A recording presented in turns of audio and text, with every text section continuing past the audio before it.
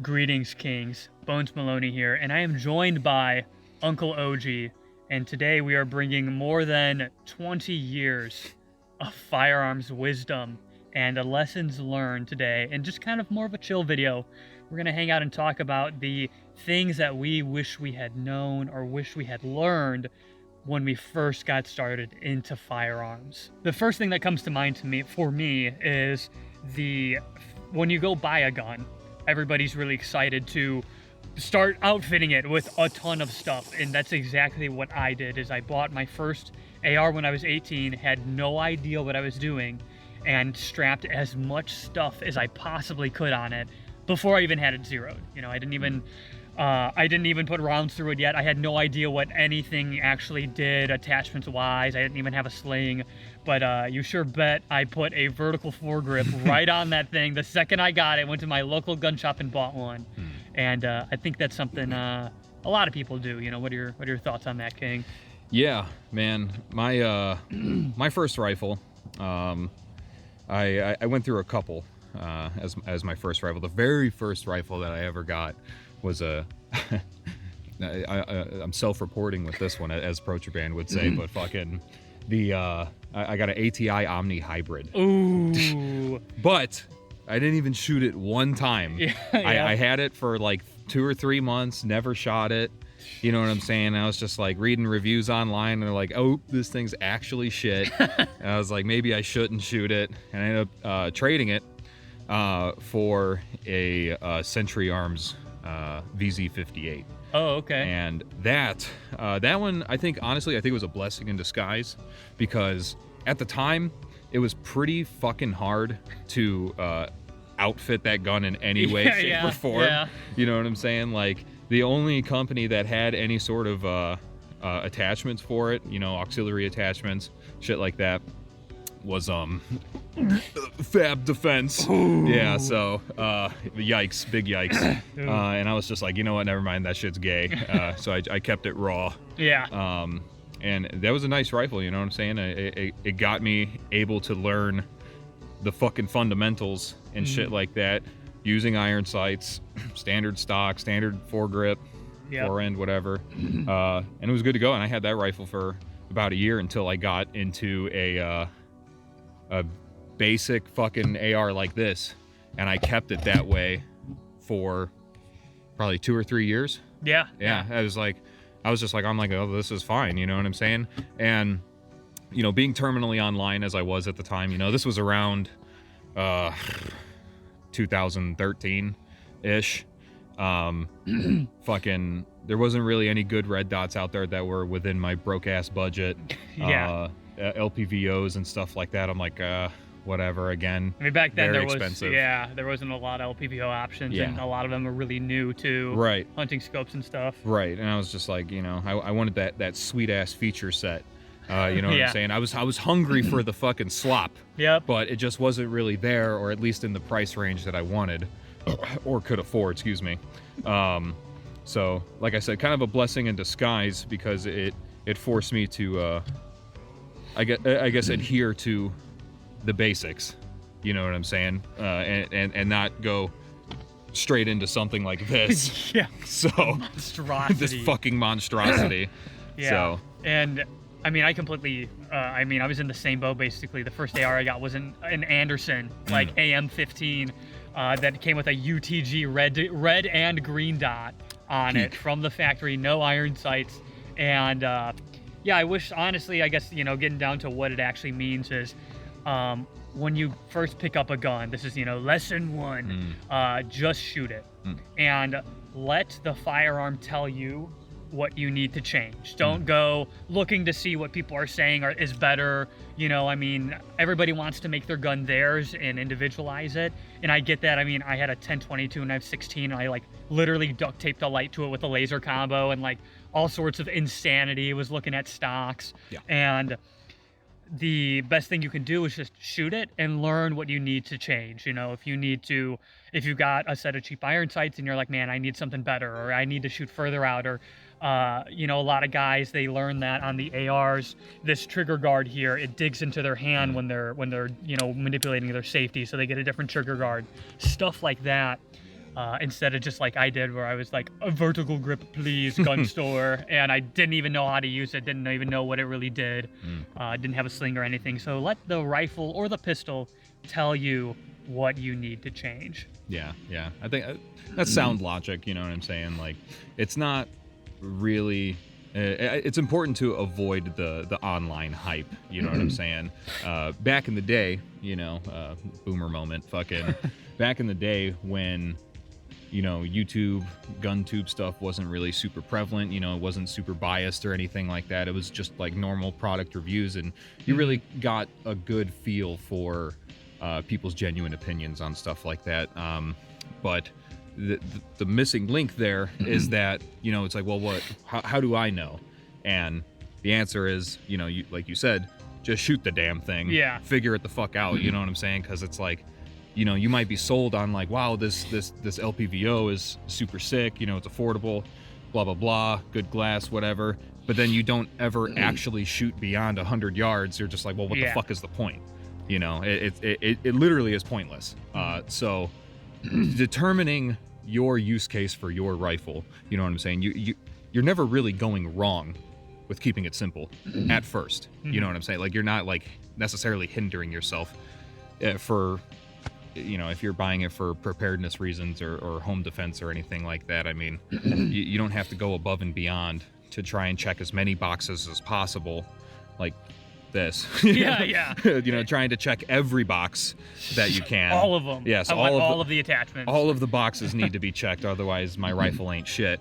So it's a good place to start by keeping it simple, and then slowly kind of figuring out. It's like, I mean, you're gonna buy stuff. Yeah, people are going to buy shit, and they're gonna be like, you know what, this wasn't really worth it in my opinion. But I think you're doing yourself more of a favor by not rushing into it before actually testing out your rifle, your kit, things like that. Yeah, and that's another kind of good point. You kind of great segue right into it. Great segue. Is identify what the weapon system is for.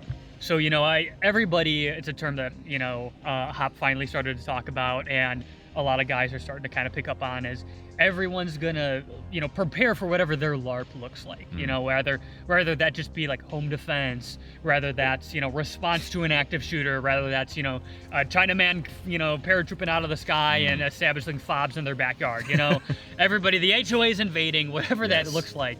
Just establish what it's gonna do, and it doesn't need to be overly specific. But I think a lot of guys try to get this does everything rifle or does everything pistol, and you can only jack of all trades, master of none rifle so much. If you're going to build a rifle that can reach out and touch a target consistently, easily out to 450 yards, you're looking at probably some pretty expensive glass. It's going to be not a super light handy weapon that isn't going to be great for close range, or if you want something that's the CQB, wizard rifle at 10.5 with an EOTech on it, and then you go to try to get positive target ID out at 300, and you're like, oh man, this doesn't really work. So identify your environment and like, what is this actually for? Give it a purpose. It can be broad, and that's okay. Yeah. You don't have to be hyper specific. Just give it a reason to exist and make it make sense. Yeah, it doesn't need to check every box perfectly, because it won't. Yeah, it simply will impossible. Not. Yeah.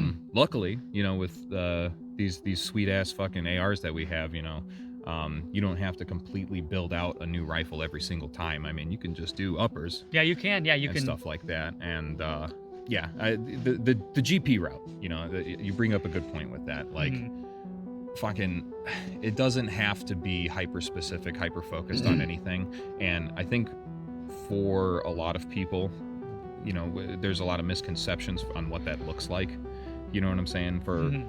In my opinion, most people are like, oh yes, the GP rifle is a 16 to 20 inch rifle with fucking an LPVO, fucking flashlight and laser aiming module and offset red dot. Yeah. And it's like, we're checking so many boxes off, and then you just end up with a rifle that becomes more of a hindrance than anything.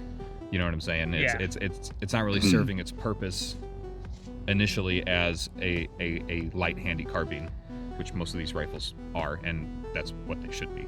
Yeah, I mean, not to be a Eugene Stoner purist, because I'm not, right? Yeah. But I think a lot of people do get caught up in and this can be the next topic, right? Get caught up in, I need to do as much as I possibly can with this rifle. I need to. I'm only gonna have one. Yeah, I'm only gonna have one, which honestly, that's fine. You know, you don't need Valid. a bajillion of them, Yep. right? But guys will say, well, I need to shoot close range, okay? And then they get, whatever aiming solution that is.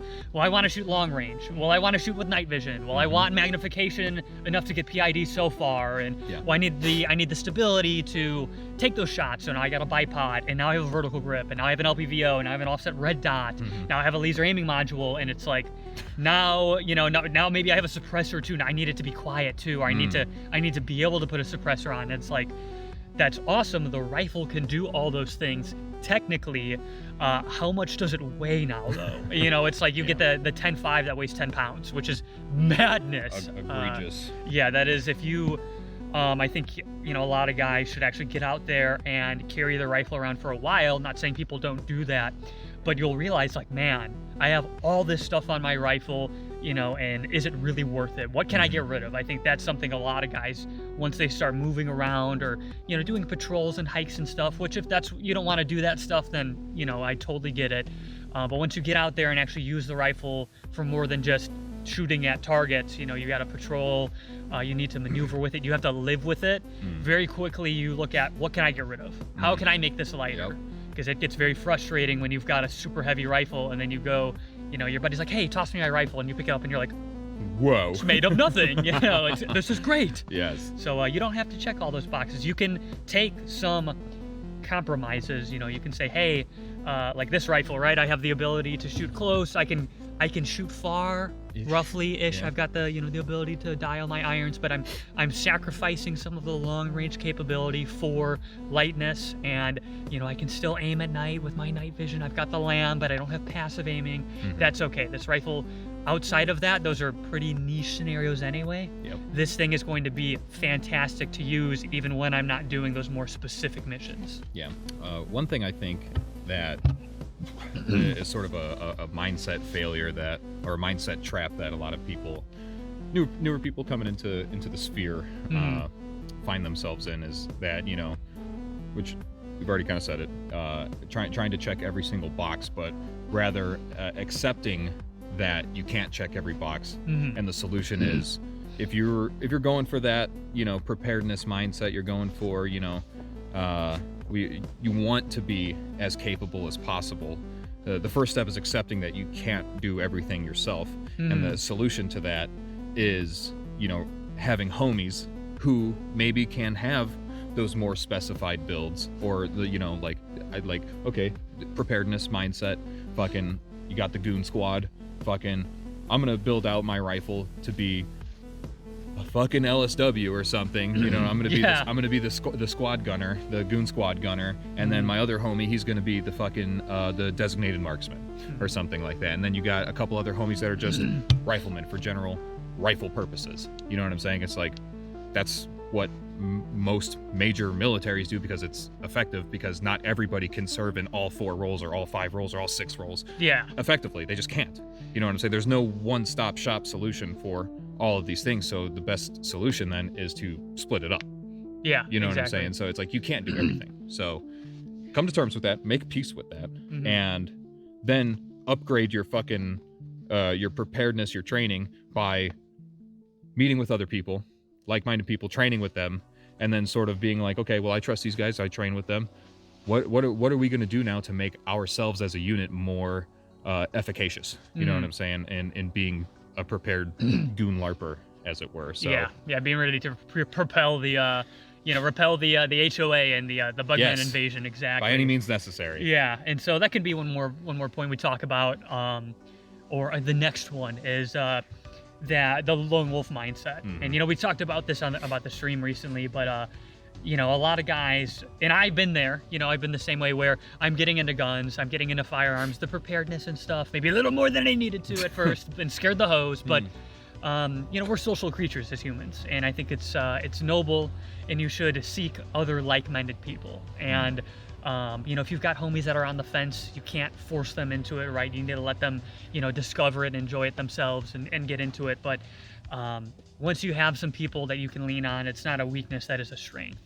And I think that, yeah, some guys will just be like, I'm only going to focus on what I can control, and that's themselves, and that's their kit and their rifle.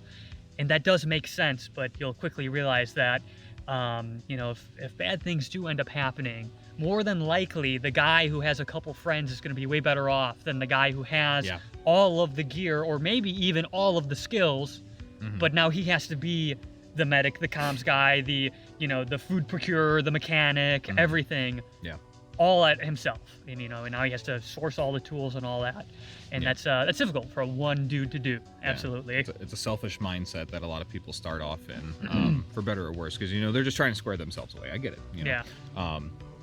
But having that asset of having friends to rely on, like you said, you know, that's the one thing, you know, the conclusion, which is a blessing in disguise. You know, you accept that, okay, I can't do everything. You know, I got homies and we could split up responsibilities or whatever. Now you can be more effective in whatever role that you're serving in, and then you could fucking rebuild or fucking, you know, tailor your rifle, your kit to serve in that role and be really damn good at it. More so than you would be if you were trying to do 5 different things at once. You know what I'm saying? And more so, another point to that is that, like, you know, the community aspect, the friend aspect, fucking the goon squads, like, you know, you could build your rifle to do as many fucking things as possible, and you could, you know, suck it up, be like, oh, you know, if the rifle's heavy, I'll just get stronger or whatever. You know, fucking, you cannot simulate fucking one gun being 4 guns. And that in it itself is an asset. I would be more afraid of 4 of these guns than 1 of these. Or so, well, I mean, this is a mean gun, but you know, something that's like super hyper kitted out. It's like, you know, the net positive that you gain from having 4 dudes with shit like this versus 1 guy who might be squared away with something better than this, but fucking, whatever that is, whatever this thing is, fucking, that's a lot more of an asset in my opinion. Absolutely. And that kind of leads into one thing that we're gonna ruffle some feathers on this one, and we're gonna let us cook, but the idea that logistics outweighs tactics. And that's something that kind of comes from the military a little bit, but it's honestly multiplied when you put it into the civilian firearm sphere. And that the concept, I'll kind of talk about it in the way of the meme calibers. Guys who are, you know, into 6 ARC, 6.5 Creedmoor, which I know is starting to take off, and I get it. What are some of the other ones? 277 Fury. Grendel. The Grendel calibers. Any of the 7mm, you know, any of those. 300 Blackout. 300 Blackout, yeah, okay. we'll get there, Chad. But guys who, they chase the performance of a weapon system, right? And there's, as humans, we talked about this a few times, but as humans, right, as men specifically, you know, we're hard-coded into our minds to chase better tools. And that, you know, it's what's kept us alive throughout thousands of years and all that. But when you start looking at those more niche calibers, or whatever it might be, or niche weapon systems, you are generally paying a lot more, have a higher service interval on a weapon system. The ammo is way more expensive. It's harder to find. You have less aftermarket options. All of that is great if you can afford it and if you can shoot it. Like guys who, you know, are into battle rifles, will shoot 308. This happened to somebody who's really close to me. Loved to shoot, and then COVID happened and ammo became super expensive, and he just dropped it because it was too expensive to shoot now. And I think a lot of guys are really excited about these new calibers and stuff, which is awesome, but the logistics really is what's going to matter more. Can you feed it? Can you maintain it?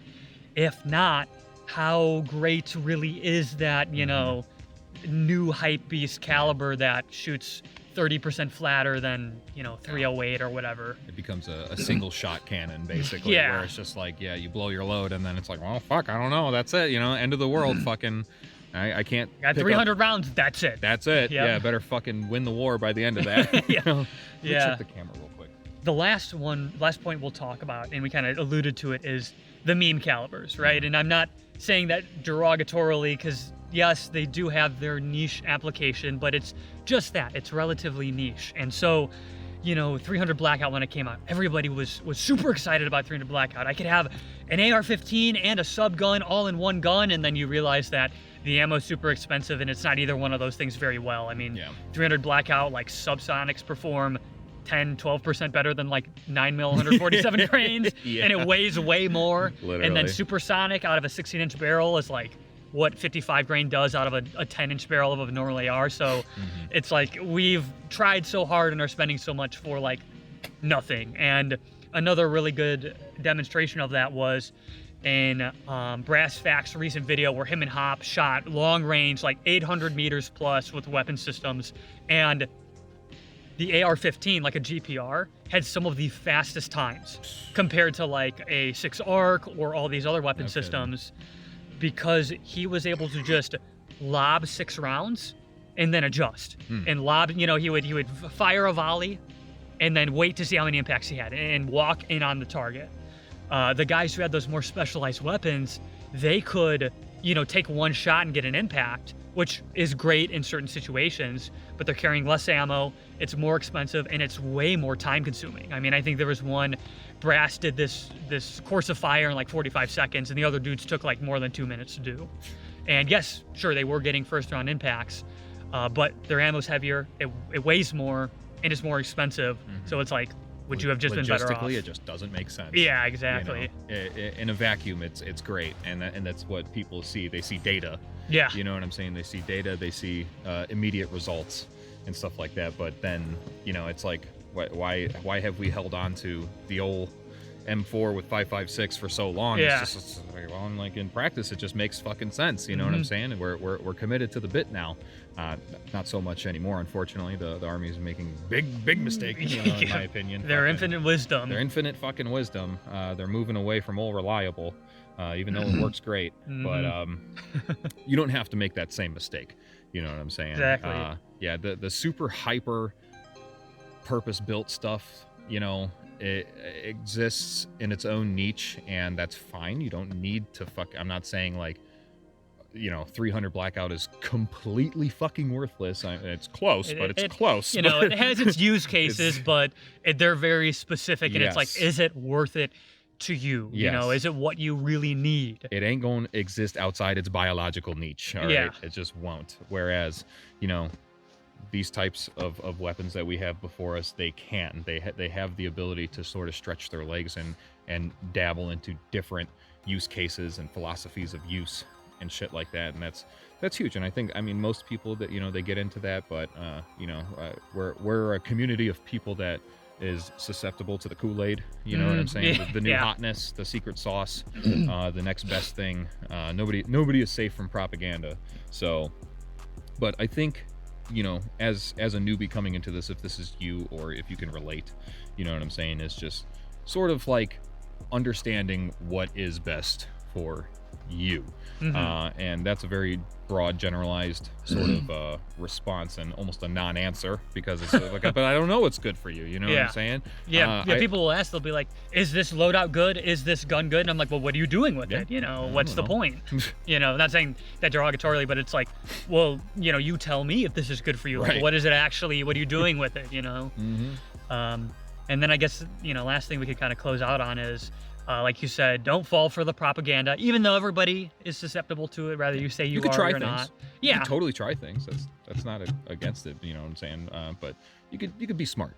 Try and rely on, first and foremost, your experience if you have it. And if you don't have that, try and put yourself in the shoes. If you had this specific secret sauce product that you're gunning after, is it actually gonna make you more effective, or is it going to be a liability in the long run, or is it just going to end up being a waste of money and just sit in a fucking box? You're never going to dust it off because you can't afford to use it, or it's too fragile, or you don't want to because it's too heavy, whatever the case may be. It's going to have the L-can curse. The curse of the can, brother.